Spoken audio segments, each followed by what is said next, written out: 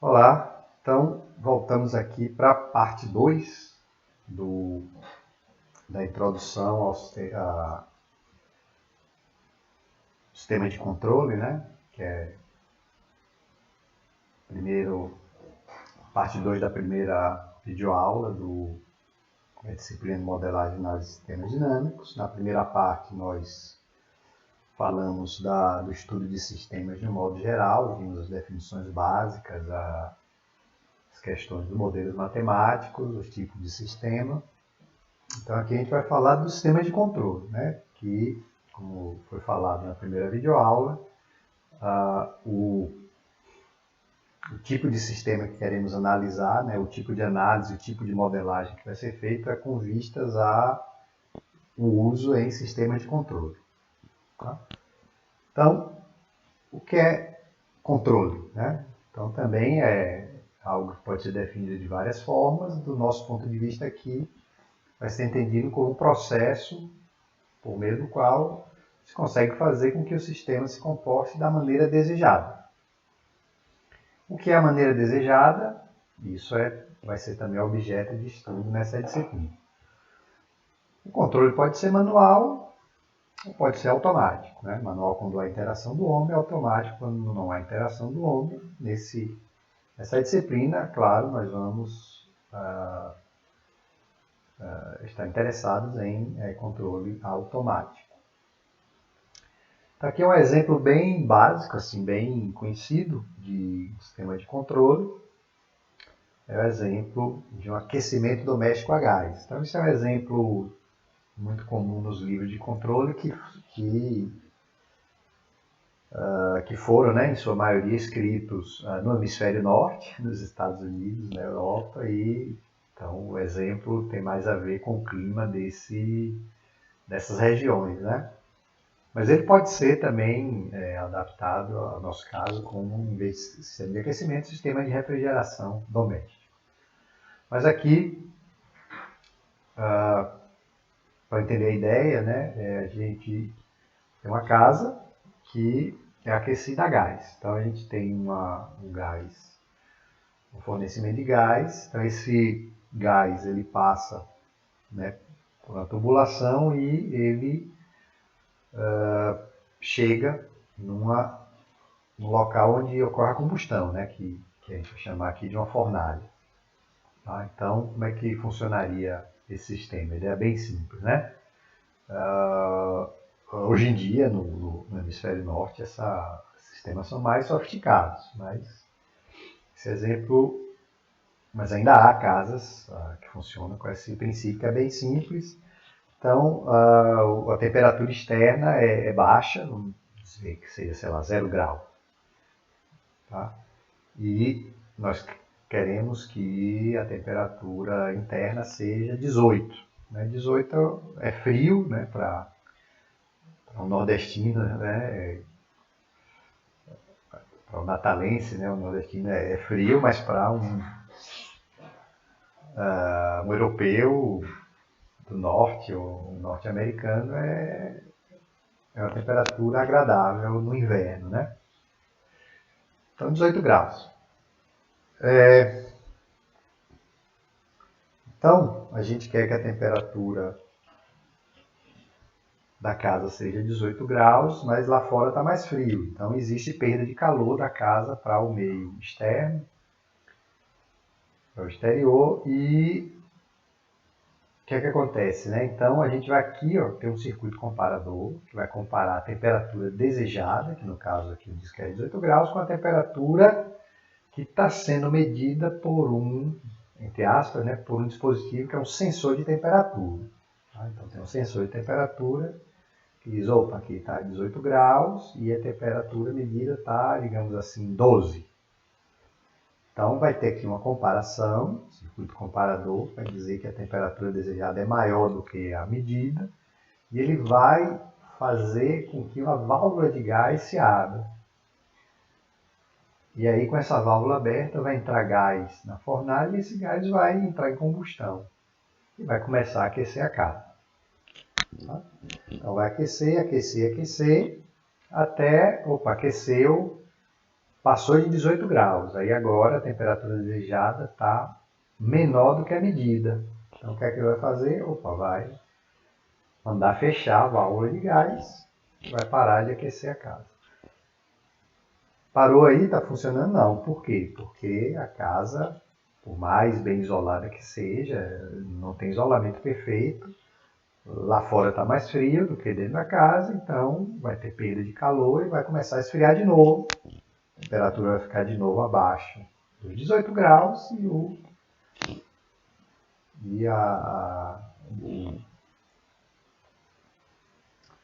o procedimento, né, se repete. Esse sistema, né, também os ar-condicionados, os aparelhos de ar-condicionado antigos, funcionam assim, né, com essa mesma ideia, mesmo princípio, antes desses ar-condicionados mais modernos, split, né, que chamam.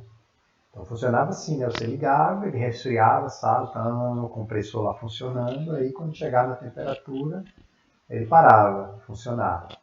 Aí quando começava a esquentar de novo, automaticamente ele religava. Então é um princípio simples, tá? Muito simples, é um sistema de controle muito simples aí, que funciona, mas que funciona, né? Tá? Então é essa a ideia desse sistema de controle. Então aqui ó, eu tenho uma representação gráfica desse sistema que é muito próxima da representação que a gente usa para representar um sistema de controle, né? Só que em vez desses nomes aqui dos dispositivos, nós temos os modelos matemáticos correspondentes, né? Tá? Esse diagrama aqui se chama diagrama de blocos, né? Nós vamos estudar já na primeira unidade. Um diagrama intermediário, né? Então aqui, antes de chegar aos modelos matemáticos, esses dispositivos aqui têm nomes que são nomes assim padrão usados em sistema de controle, que são esses aqui. Veja aqui, bem parecido, né? Parecido, né? Não é igual. Aqui a gente tem os nomes dos dispositivos que aparecem em qualquer sistema de controle automático, qualquer sistema de controle realimentado. A gente já vai falar já do que se trata. Tá? Então, o que a gente quer controlar, né? O elemento central, a gente chama de processo ou planta. Né? Planta vem do inglês, a tradução do inglês plant, não sei porque tem esse nome, não sei a origem, né? Planta, a gente coloca no vaso, né? Está acostumado a colocar no vaso para enfeitar a casa, mas assim, em inglês eles chamam um processo industrial de planta, né? Planta industrial, né? Plant, a gente adotou aqui no Brasil, planta industrial. O processo. Então, no exemplo lá do aquecimento, seria a casa, né? É o elemento principal. Eu quero controlar a temperatura da casa. Tá? Então, essa variável do processo que eu quero controlar, que se chama de variável de processo ou saída controlada. Tá? Então, é a saída, a variável de saída que eu quero controlar. Tá? Que é uma variável do processo. Qual é o dispositivo que atua para que a temperatura seja a que eu quero, né?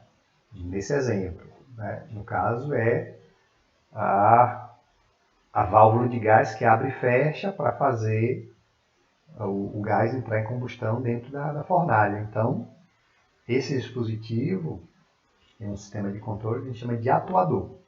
Tá? Um dispositivo que atua no processo para alterar o valor da saída controlada. A variável do atuador que diretamente altera o funcionamento do processo, a gente chama de variável manipulada ou entrada de controle. Nesse esquema, que é um esquema que a gente chama realimentado, porque o controlador tem informação da saída medida por um sensor, a gente precisa de um sensor, né? Que é um dispositivo que mede, entre aspas, a variável de saída. Essa medição é comparada aqui com o valor da temperatura que a gente quer. Então, no caso desse exemplo, Então, a gente chama esse valor de sinal de referência. Então, o usuário do sistema de controle vai dizer, eu quero 18 graus. É o sinal de referência que vai ser comparado com a saída controlada. Essa diferença aqui, passa aqui no comparador, né? E gera um sinal que a gente chama de sinal de erro. Sinal de erro.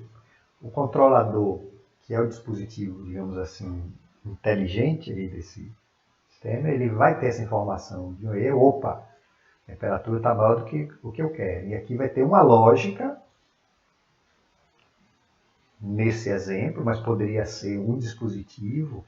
E hoje mais de 90% dos processos é um software, é um programa, computador, tá certo? É uma lógica de programação, né? Que, com base nesse erro, vai enviar um sinal para o atuador atuar da maneira correta, se o controlador for bem projetado, para que a saída controlada seja aquela desejada. Tá? Então, isso funcionaria muito bem, sem precisar de muito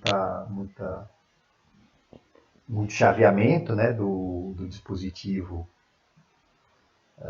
de controle da temperatura, mas o que é que vai acontecer? Você tem sempre, naquele exemplo, você tem algo que tira essa variável aqui do seu valor, que no caso é a perda de calor da casa para o meio externo. E essa perda de calor, essa alteração, esse fator, essa entrada exógena externa que altera o comportamento do sistema, a gente chama de perturbação. Então, aqui nesse diagrama estão praticamente todos os elementos que compõem um sistema de controle para esse exemplo. Né? Nesse exemplo, eu indiquei aí a correspondência de cada dispositivo com cada elemento desse aqui, mas um sistema de controle qualquer, controle de nível de tanques industriais, controle de velocidade de um sistema mecânico, controle de posição de um quadricóptero, controle de velocidade de motor, qualquer desses problemas de controles de sistemas diferentes, nesses sistemas vão ser encontrados esses dispositivos, esses elementos, né? Controlador, atuador, processo, sensor, perturbação, sinal de saída controlada, entrada de controle, sinal de referência. Tá certo? Tá? Então aqui nesses slides, a seguir, estão essas coisas que eu já falei. Tá certo? Esse controlador, eu falei controle realimentado, né? Controle realimentado também é chamado de controle de malha fechada. O que é um controle de malha fechada? O que é um controle de malha aberta? Malha ou laço, então, malha, né, ou laço é digamos assim, essa sequência aqui, ó, é um laço, né, sequência fechada aqui de sinais, né? Então os sinais eles transitam aqui entre esses blocos, depois eles voltam para cá. Então isso daqui, esse retorno aqui, a gente chama de realimentação ou retroação, né? Tem essa tradução também em português, que o termo em inglês é mais unificado, é o feedback. Né? Então, alimentação para trás, retroalimentação, realimentação. Então, controle realimentado, a saída controlada é realimentada para a entrada, é medida e influencia aqui no comportamento do sistema. Mas você pode fazer um sistema de controle que não tenha isso, que é esse daqui. Sistema de controle de malha aberta, você não tem um sensor. O atuador você tem, tá? Aqui só simplifiquei, eu não coloquei aqui, você tem sempre o atuador, né? Que é o dispositivo que atua no processo. Mas você não tem o sensor e não tem a comparação, né? Só tem isso aqui. Você aplica aqui o sinal de referência e o controlador tem que se virar para a saída controlada ser a que você quer. Então ela não é comparada com a referência para poder ser corrigida. Então acho que intuitivamente, né, dá para ver que esse sistema é menos eficiente do que o sistema do exemplo anterior. Porque você está, digamos assim, o controlador está atuando às escuras. né? Ele não tem a informação, não sabe o que está saindo, não tem como corrigir. Então, se houver algum problema aqui, perturbação, né, uma coisa que altere isso daqui, não tem como o controlador corrigir, porque ele não tem essa informação daqui. Tá? Então, por outro lado, ele é um sistema bem mais simples, não tem todos esses dispositivos, mais econômico, né? Então você não precisa de sensor. Né? O sensor, a depender do seu processo, pode ser caro, né? Então, é um dispositivo mais simples de ser implementado. Existem aplicações que o controle é malha aberta. Então a gente tem aqui dois exemplos, tá? Bem comuns do dia a dia, a programação de máquina de lavar roupa, né? Então as máquinas de lavar roupa funcionam como? Você escolhe um daqueles programas que tem lá, tá? E, sei lá, mais sujo, menos, sei lá, depende da máquina. Cada máquina tem programação diferente. Roupa de algodão, lavagem pesada, tem tudo isso. Você escolhe, você escolheu, ligou a máquina e ela vai trabalhar independente da medida da saída controlada. O que é que seria saída controlada? Um exemplo desse, né? Uma máquina de lavar roupa. Seria o grau de sujeira da roupa, né? Existe sensor de grau de sujeira? Não existe. Você pode, sei lá, um sensor baseado sei lá, na cor da água. Não sei, mas veja, não é uma coisa simples, né? Não é uma coisa tão simples de fazer. E se você for fazer isso, vai ficar certamente, sua máquina vai ficar muito cara. E aí você não vai conseguir vender muitas unidades, né? Existem já máquinas mais sofisticadas, né? Até que ajustam a programação em função do peso, né? Então, mas aí o preço, obviamente, vai ser maior. E assim, será que justifica você pagar muito mais caro por causa desse recurso? Às vezes, provavelmente não, né? Então, essa é a vantagem do sistema de malha aberta, a simplicidade e o custo, né? Outro exemplo bem conhecido, programação de semáforos. Como é que funciona aqui nas cidades aqui do Brasil? Programação de semáforos, né? Então, você tem cidades maiores, né? Você tem lá um sistema, você tem um departamento na prefeitura de controle de tráfego, então ele faz um estudo, né? Do tráfego da cidade e determina, opa, nesse semáforo aqui ele tem que ficar aberto tantos minutos, fechado tantos minutos.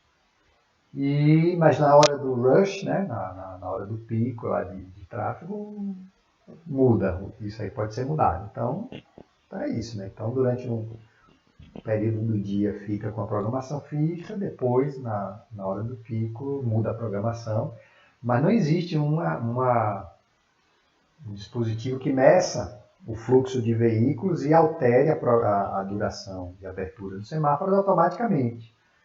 Poderia existir isso? Poderia, e existe, né? Existe, né? Em cidades de países mais ricos, você tem esse tipo de modelo, esse tipo de sistema que corrige automaticamente a programação. Mas, obviamente, você imagina como é mais caro isso, né? Mais sofisticado, mais difícil de implementar.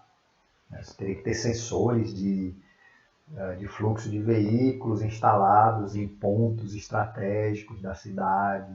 Então, ficaria um sistema eficiente, mas mais caro que, né, as cidades brasileiras aqui não têm, na sua grande maioria, condições de implementar. Bom, e o controle de malha fechada, que também está simplificado, né? Não representei o sensor, você fecha a malha, né? Que aí você pega aqui, mede a saída controlada e realimenta aqui para a entrada. Tá? Aquilo que a gente explicou, aquele primeiro exemplo de controle de aquecimento e refrigeração doméstico já é um sistema desse tipo.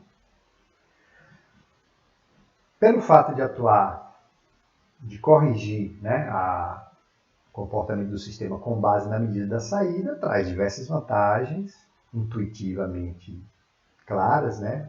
Então, aqui nesse primeiro momento nós não vamos demonstrar isso matematicamente, mais para frente a gente vai ver.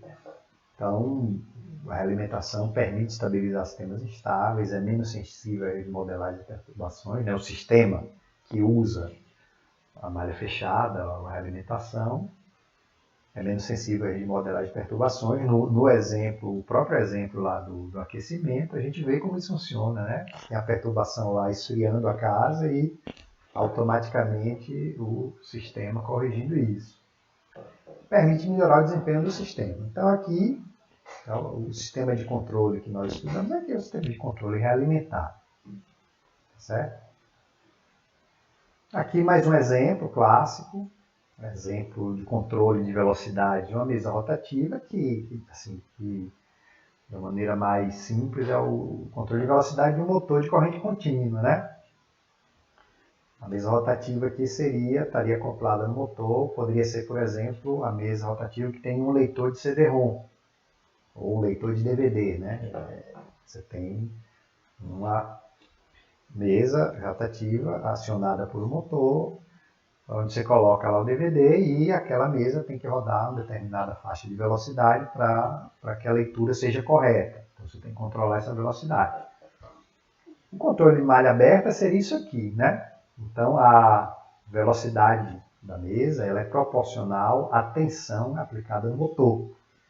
Então você teria aqui um conjunto, né, uma bateria com um potenciômetro, onde você ajustaria a velocidade que você quer, e aqui um amplificador com ganho que, tá certo? Que permite você aplicar a tensão adequada para a velocidade que você quer. Então você ajusta isso daqui. Vai funcionar, você ajustou aqui, opa, quero essa velocidade, tá? A velocidade que eu quero. Mas aí com o tempo, desgaste dos equipamentos, aquecimento, né, mudança de temperatura, várias outras coisas, sei lá, pesos diferentes aqui, né? Você vai colocar um DVD e, né, sei lá, você coloca um DVD pirata, foi fabricado ninguém sabe como, que tem um peso um pouquinho diferente ou que é um pouquinho torto. Então tudo isso pode alterar aquele ajuste. Então isso vai causar problemas, então você tem que, para evitar isso, você tem que fechar a malha. E fechar a malha, no caso aqui, né, é colocar um dispositivo que mede a velocidade. Então, um tacômetro é um dispositivo que gera uma tensão proporcional à velocidade de rotação. Tá? Então, essa tensão você vai poder comparar agora com um sinal de referência, e aí você vai ter um sistema que é menos sensível a perturbações, a mudança de parâmetros, aqueles fatores que eu falei. Né? Tá? Então aqui é só a explicação, né, da malha aberta. Né?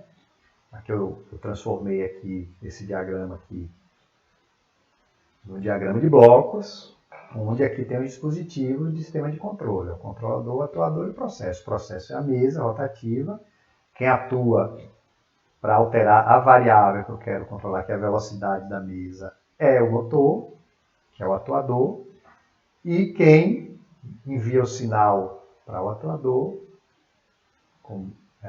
a partir do sinal de referência, é o controlador, né, que é o amplificador de corrente contínua aqui na malha aberta. Então, quando eu fecho a malha, o que é que vai acontecer?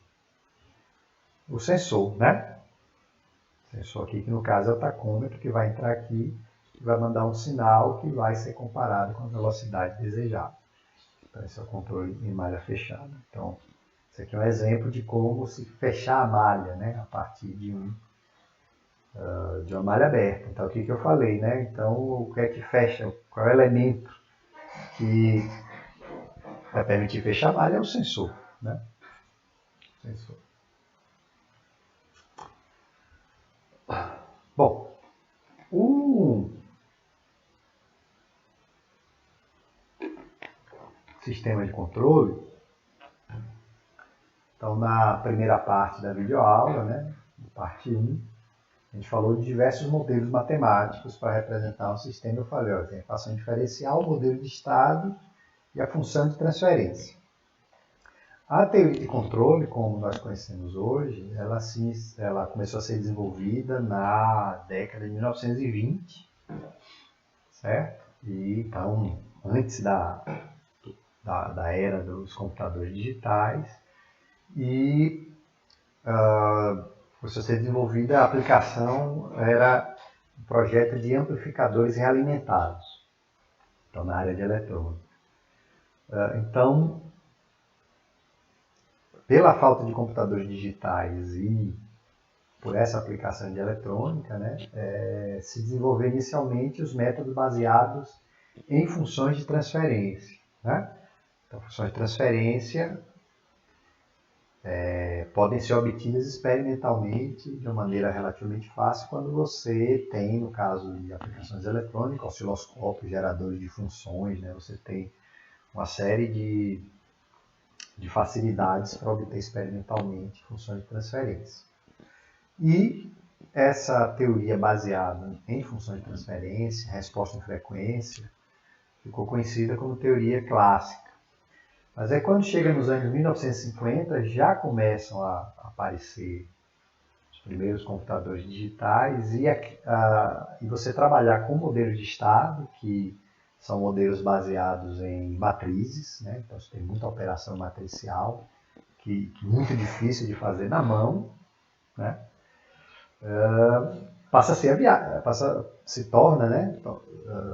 Torna-se viável com os computadores digitais e a teoria baseada em modelos de estado se desenvolve e essa teoria ficou conhecida como teoria de controle moderna. Né? Hoje em dia não faz mais sentido falar em moderno, tem técnicas muito mais avançadas hoje em dia, mas ficou essa classificação. Então, clássico é o modelo de função de transferência, modelo de frequência e moderno modelo de estado. E ainda são as duas representações mais usadas na teoria de controle. Tá certo? Como é que se faz o projeto de um controlador? Pelo método clássico. No método clássico, os sistemas são representados por funções de transferência.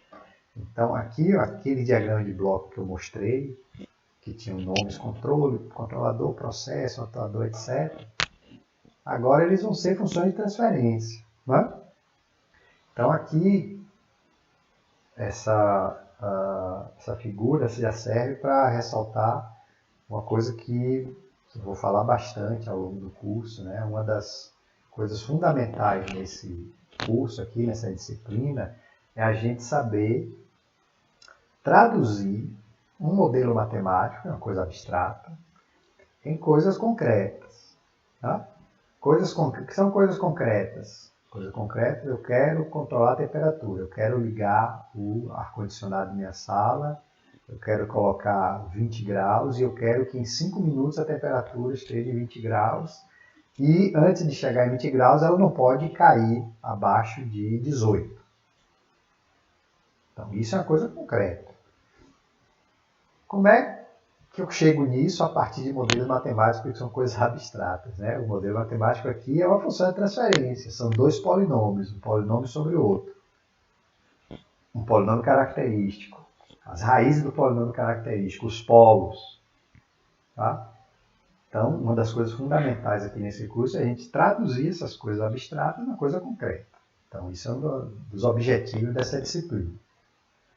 Certo? Então, aqui, como é o método clássico, a gente tem a coisa abstrata aqui, que é o modelo matemático, polos e zeros, né? A função de transferência, polinômios. E o controlador, ele vai ser também um sistema que tem também seu polinômio, seus polos e zeros. Então, uma das primeiras traduções que a gente vai fazer é traduzir os polos. Nós vamos ver que os polos são os elementos fundamentais, os elementos que determina a natureza da resposta em um sistema representado por uma função de transferência. Então, nós vamos querer traduzir esses polos em uma especificação de uma temperatura que a gente quer controlar. Uma vez que a gente souber fazer isso, quando a gente quiser atingir determinada temperatura com determinada característica, o que a gente vai fazer? A gente vai manipular os polos. Então, isso que é Esses são os métodos analíticos em engenharia. A gente vai manipular uma equação matemática para obter um efeito no sistema real. Tá certo? Então, basicamente, o método clássico é calcular aqui os parâmetros do controlador, da função de transferência do controlador, para que os polos desse sistema aqui de malha fechada sejam os polos que deem a resposta que eu quero. Tá certo? Então, esse aqui ó, é o controlador mais conhecido, é o controlador PID. Certo? Tem essa função de transferência. Então, ele tem uma parte que é proporcional ao erro, que é o P, uma proporcional à integral do erro, que é o I, e uma proporcional à derivada do erro. Né? O erro é esse sinal aqui, é a diferença entre o sinal de referência e o sinal de saída. Então, aqui só um exemplinho. Ó. Digamos que o processo seja representado por esse sistema. Então, esse sistema aqui ó, tem esses polos, o processo. Tem essa função de transferência, tem esses polos, menos 1 mais ou menos J2. A gente vai, né, um dos objetivos desse curso, a gente vai chegar no final do curso e saber, opa, esse polo aqui vai dar uma resposta, esses polos aqui complexos, vão dar uma resposta muito oscilatória e vai dar um sobressinal muito grande, que é o sobressinal. O sobressinal é a ultrapassagem, essa ultrapassagem aqui, ó, da resposta em relação ao valor final. Então, isso aqui não dá uma resposta boa. Eu quero uma resposta mais rápida e menos oscilatória. Então, esse controlador que foi calculado... como é que eu calculo isso? Calma, isso aí vai ser visto não nessa disciplina, inclusive. Né? Projeto de controlador é a disciplina que vem depois de sistemas de controle. Que a gente vai saber fazer análise, a gente ainda não vai saber fazer o projeto. Vai começar, a gente vai ver rudimentos de projeto, mas isso aí é outra disciplina. Então, aqui eu fiz um projeto, tá? E com esse controlador aqui, os polos agora são esses aqui. Eu falei, opa, aqui não tem nenhum polo complexo. Aí, polo complexo, a resposta não vai ser oscilatória, aquela ultrapassagem talvez não ocorra. E a parte real aqui, em módulo, é maior, né? É mais negativo do que essa daqui. Então, a resposta tende a ser mais rápida. Isso que eu estou falando da tradução, que é a coisa que a gente vai estudar. E aqui o que é que acontece? Aqui é a resposta, então aqui a gente já tem coisa mais concreta. Então o meu sinal de referência era 1, sinal constante igual a 1, ele veio para 0,8. Isso que a gente chama é o erro de rastreamento, que é de 20%. Isso é uma coisa que a gente vai estudar, como calcular isso, como eliminar isso também. Né? Ele ultrapassou o valor final aqui, tá certo? De 20,8%. Opa, isso não é bom, é muito grande, eu quero reduzir isso. E ele entrou aqui nessa faixa entre mais ou menos 2% do valor final, ou seja, ele chegou no valor final, assim, no valor final matematicamente a gente nunca chega, porque isso aqui é assintótico. Mas do ponto de vista prático, quando é que a gente considera que chegou no valor final? Quando tiver numa faixa entre mais ou menos 2%, mais ou menos 5%, ele chegou aqui em 3,74 segundos. Estou chamando isso aqui de desempenho em malha aberta. Com aquele controlador, olha como ficou. O sinal de referência era 1, aqui ele foi para 1 exato, 0% de erro. Né? O tempo lá, que foi de 3,7 segundos, aqui foi de 1,22, o tempo de acomodação. E aquela ultrapassagem, que tinha sido de 20,8%, foi reduzida à metade. Tá? Então, o controlador fez várias coisas, o controle realimentado. Né? Primeiro, tirou o erro. Isso é uma das funções básicas do controlador. Né? Se eu quero que 20 graus, não pode ser 20% a menos. Né? Seria 16. Chegou em 16, não é satisfatório. Tá? Não precisaria ser 0, né? Pode ser, sei lá, 19,5, 20,5. Não precisa ser 0, mas tem que ser menor. Então, uma das coisas básicas que o controlador faz é isso daqui. E ele torna a resposta mais rápida. É outra função aqui do controlador. Então, repetindo, né? Acho que você vai se cansar de ouvir falar isso durante o curso. Como é que eu chego nisso aqui? É mágica? Não é mágica, é porque a gente aprende a fazer a tradução dessa coisa aqui, esse bando de número aqui, de polinômio, numa coisa mais concreta, que é essa resposta daqui. Tá? Que é a comparação das duas no mesmo gráfico, malha aberta e malha fechada. A gente vê claramente como a resposta de malha fechada melhorou o desempenho da resposta. Essa que eu mostrei foi a abordagem clássica. Como é a abordagem moderna? A abordagem moderna usa modelos de estado, né?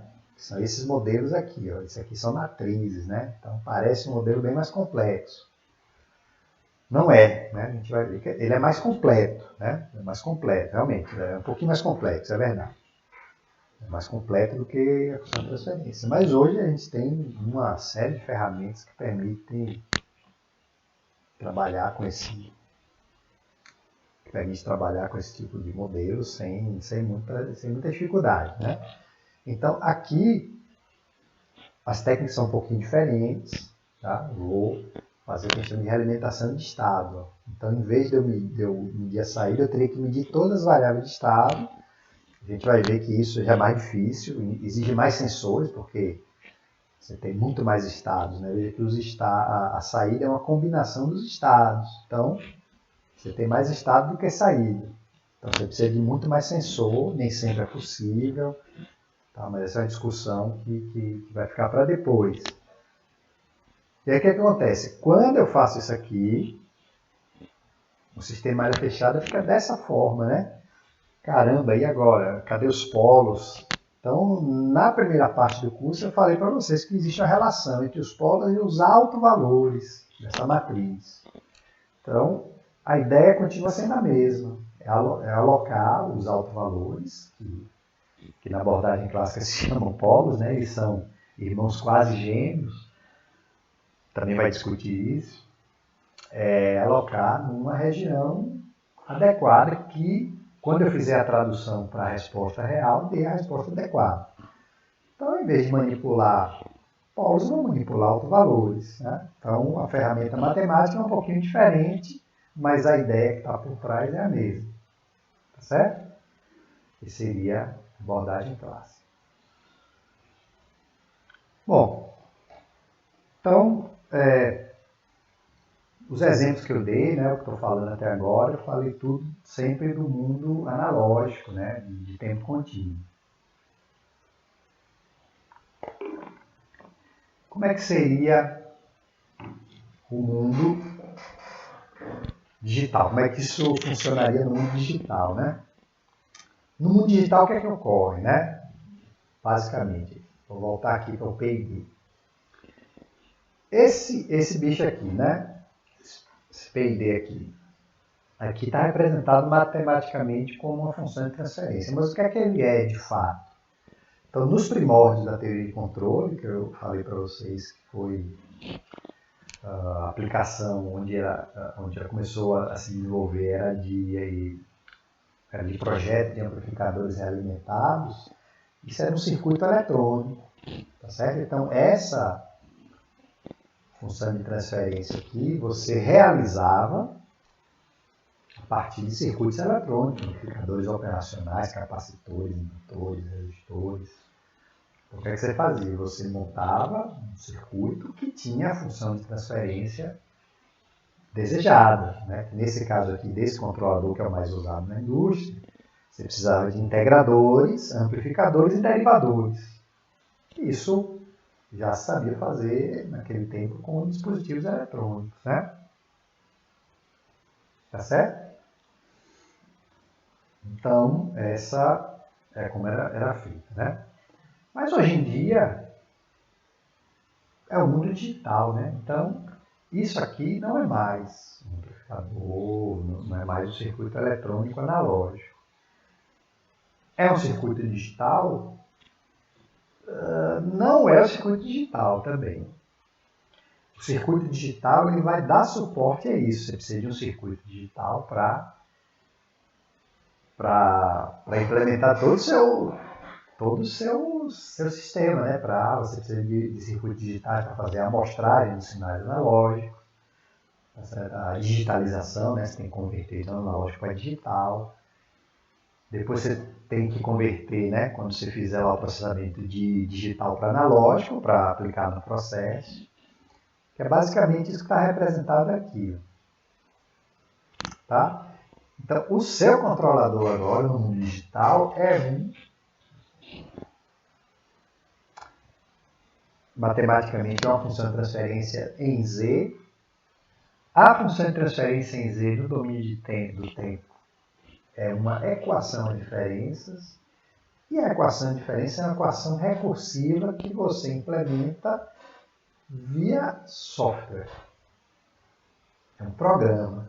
Tá? Então, o controlador digital é um programa computador. Não é um dispositivo. Ah, mas como assim? Como assim o programa não tem? Sim, para aquele programa se trata, né, para o resultado do processamento ser aplicado no sistema, você tem que ter, claro, um dispositivo, né, como já falei, faz a conversão analógica digital, digital analógica, e você tem, está até indicado aqui, né, conversão DA, conversão AD, para você poder aplicar no processo que continua sendo um sistema analógico, né? Um sistema contínuo, um tempo contínuo. O processo, né, não é digital. A casa não é digital, a temperatura da casa é uma coisa contínua. Né? Tá? Então tem todos esses dispositivos eletrônicos que fazem isso daqui. Mas o controlador em si é a parte lógica, a parte. É um programa de computador, é um software. Tá certo? Então veja a coisa, né? Isso vocês sabem, né? A coisa do vantagem de sistemas digitais, né? É que aquilo que você implementava com dispositivos analógicos, se você projetasse errado, você tinha que alterar o circuito. Hoje você altera via software, né? Então, mas dito isso, como é que a gente faz um projeto, uma análise de um sistema dessa forma, né? Sistema digital de controle? Tem duas maneiras, né? Então, pensando até na análise do projeto. Um é o seguinte, ó, eu vou pensar que é tudo analógico. Não quero saber essa coisa digital, porque é complicado, estou acostumado a calcular tudo em S, essa coisa de Z, então vou fazer tudo analógico. E vou fazer o projeto e a análise do projeto analógico. Contínuo, né? Tempo contínuo. Projetar um controlador analógico. E no final das contas, como o controlador, a implementação é digital, eu vou discretizar o controlador. O que é que significa discretizar? É achar uma função de transferência de tempo discreto que aproximadamente realiza o que essa aqui faz. Ou tem outra abordagem, não, eu sei que é tudo digital, eu já nasci no mundo digital, vou fazer tudo digital em Z. Então já vou discretizar o sistema, o processo, já vai ser G de Z, e vou fazer o projeto todo discreto. Então existem essas duas possibilidades. Qual é a melhor? Aqui sempre funciona melhor essa de baixo. Por quê? Porque você já está fazendo o projeto levando em conta que o seu sistema é digital. Tá? Então, aqui, quando você faz a discretização da planta, do processo, você já leva em conta qual é o período de amostragem, né? Já leva em conta de que maneira você vai fazer essa conversão digital para analógico, você já leva tudo isso em conta, então você já tem uma representação que é mais fiel ao que realmente acontece. Aqui não. Aqui não.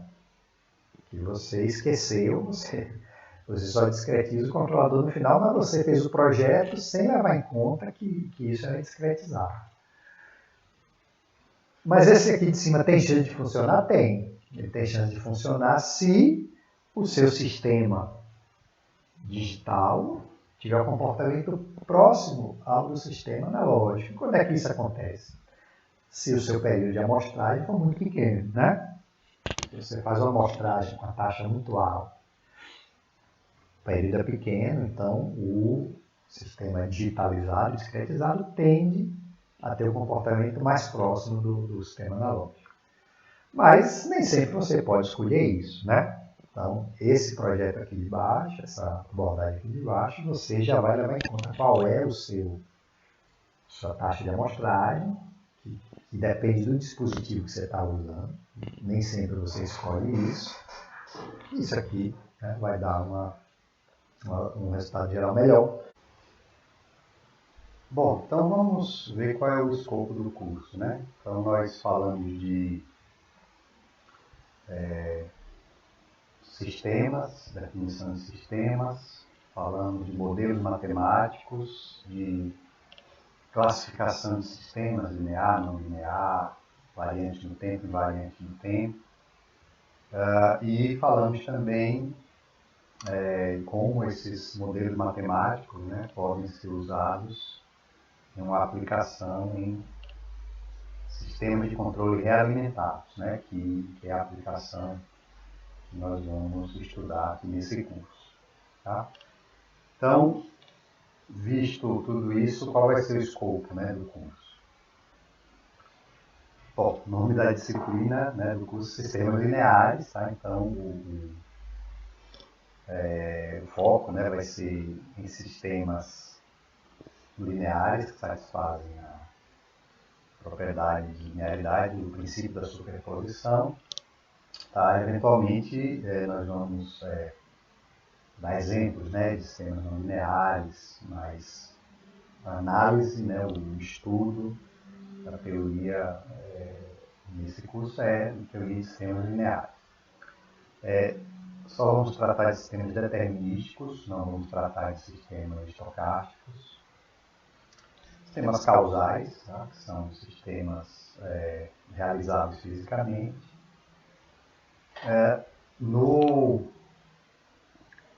Na parte básica do curso, nós só vamos tratar de sistemas invariantes no tempo.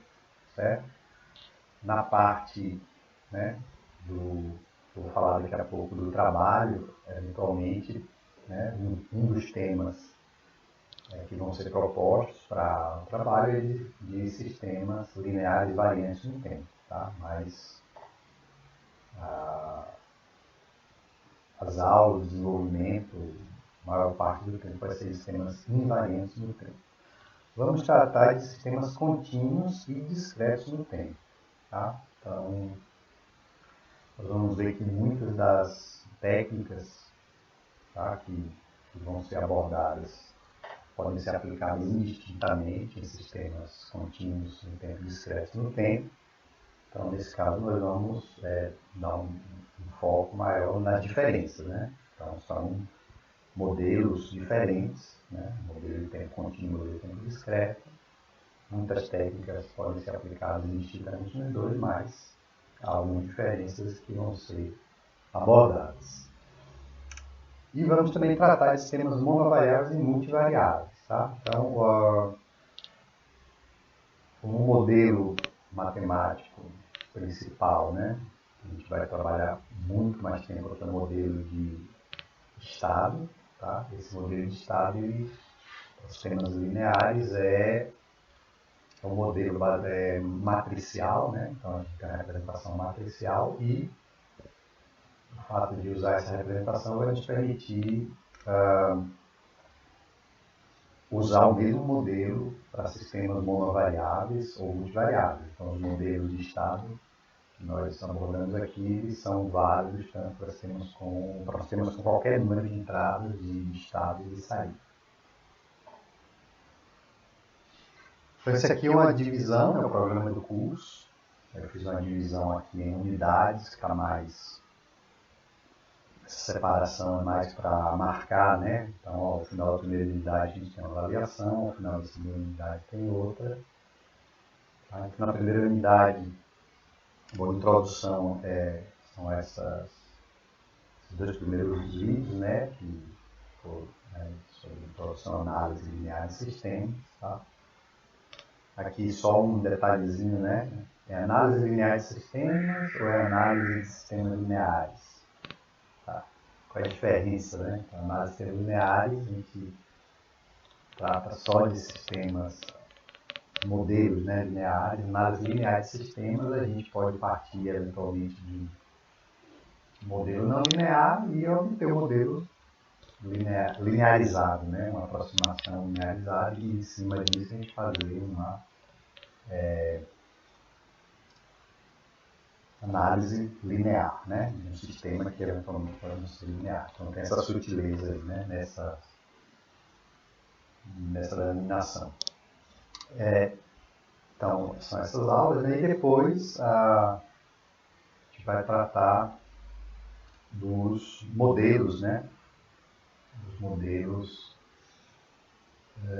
matemáticos para sistemas dinâmicos lineares.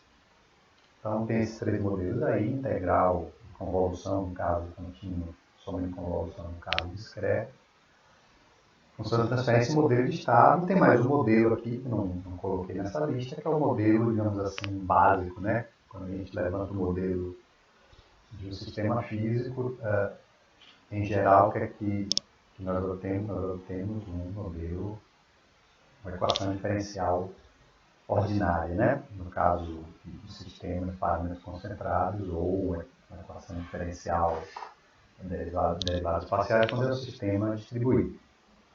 Tá?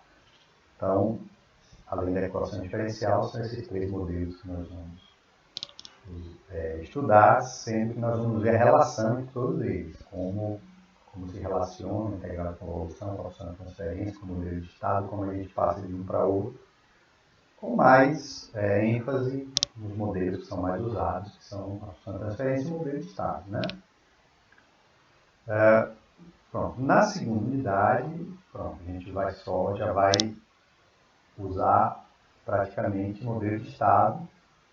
A gente vai fazer uma pequena revisão de alguns tópicos de álgebra linear que a gente usa para analisar o sistema representado por modelo de estado. Basicamente, os conceitos, né, de autovalores e autovetores, né? Então, a resposta do modelo de estado está muito associada aos autovalores, e os autovetores da matriz definem a dinâmica do sistema. Então, com base nesse estudo, a gente vai estudar com detalhes a solução das equações de estado. Então, vamos ver como é a estrutura dessa solução, que é a estrutura da resposta do sistema, que é função da estrutura de autovalores e autovetores da matriz dinâmica. E depois, 3 propriedades importantes dos sistemas: estabilidade, controlabilidade e observabilidade. E, finalmente, o último tópico, que é o tópico de projeto de controlador por realimentação de estado, né? Então, controle realimentado, como a gente viu anteriormente na videoaula. E observadores de estado, né? São dispositivos que a gente usa para estimar variáveis de estado que não podem ser medidas, né? Para a gente fazer a realimentação de estado, a gente precisa da medição dos estados. Por diversas razões, em geral, não é possível medir todos os estados. A gente pode estimar, né, o valor dessas variáveis de estado através do dispositivo chamado observador de estado. Certo? E na terceira unidade, coloquei aí como trabalho de disciplina, tá? Bem genérico. Então, é quando vocês vão desenvolver, né, um trabalho que basicamente é produzir uma videoaula de um tema a ser escolhido, né, um tema, claro, relacionado a sistemas lineares. Então, alguns exemplos, né, sistemas multivariáveis, né, como é que a gente representa um sistema multivariável. Quando a representação de estado é do mesmo jeito que representa uma variável. Quando é por função de transferência, como é a representação, como são os polos zero nesse caso, né? Como é que a gente define os polos zero no sistema multivariável representado por uma matriz de transferência. Sistemas variantes no tempo, tá? Como é que a gente calcula a resposta, por exemplo. Como é a controlabilidade, observabilidade e estabilidade do sistema variante no tempo. Então, são alguns exemplos de tópicos que vão ser desenvolvidos, mas no caso é por vocês na terceira unidade. Não por todos, né? Então vai ser um trabalho em equipe, cada equipe vai ter um tópico, escolher um tópico e vai desenvolver esse tópico no trabalho, que vai ser então, a parte de produção individual e a parte de produção de material auxiliar.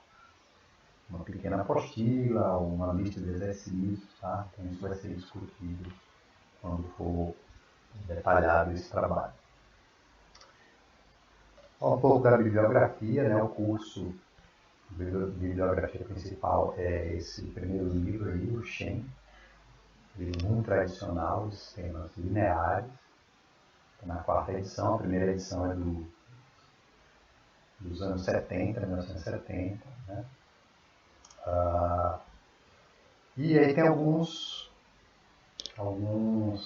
biografias complementares, né? Então, essa número 1 é uma apostila que é usada no curso de graduação, Modelagem e Análise de Sistemas Dinâmicos, que é uma apostila, então não tem um aprofundamento que tem um livro, tá? E ela cobre apenas a primeira unidade, tá?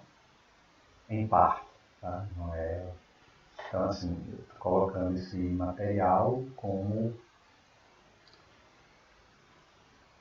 um material auxiliar, né? E nesse contexto, claro, de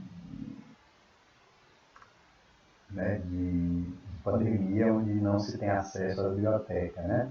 Então, esse é um material que tem material muito bom. Ele só não tem um aprofundamento que tem um livro e ele só cobre uma parte desse livro. Os slides das videoaulas, né, não pode ser considerado material de estudo, né? É só um material de apoio, claro, né? E esses 3 livros seguintes, os 3, 4 e 5, são livros de sistemas de controle, também que cobrem a primeira unidade, a parte dos modelos, e cobrem uma parte da segunda unidade, né? De modelo de estado, realimentação de estado do observador, né? A última aí dessa lista, né? O LATI é um livro de sinais e sistemas, que é um livro que auxilia a parte das ferramentas, as transformadas de Laplace, transformadas Z, que são ferramentas que nós vamos usar no curso. Tá? E também ele tem a parte do modelo de estado, né? Ele tem a parte de convolução, então é uma possibilidade. Mais alguns outros, ó, essa primeira referência aí é um livro que talvez não seja tão fácil de achar, uma enciclopédia de controle e automação, que foi produzida, né, editada pela SBA, Sociedade Brasileira de Automática, e o volume 2 tem essa parte, de sistemas lineares, propriedades, etc. Então, se por algum acaso vocês conseguirem, estiverem disponível, é uma possibilidade. E mais 3 livros aí de sistemas lineares, né? Especificamente sistemas lineares. O Kailath é um livro tradicional, ele é bem pesado, assim, é um formalismo matemático bem pesado. É bem difícil, mas cobre o assunto. Assim, é recomendado assim, para quem realmente quer se aprofundar, né? Que faz um estudo bem aprofundado, com rigor matemático muito grande. Esse livro do Espanha é um livro mais recente, de 2009, cobre também o assunto, mas ele é bem resumido, assim, tá? É bem mais notas de aula assim, do que um livro aprofundado, mas tem exercícios, tem um assunto todo. E o Desoé também, é um livro tradicional, um livro de 79, às vezes se consegue na internet, nas bibliotecas, tem esse livro que nos anos 70 e 80 era muito usado. Então, é isso. Obrigado pela atenção e até a próxima.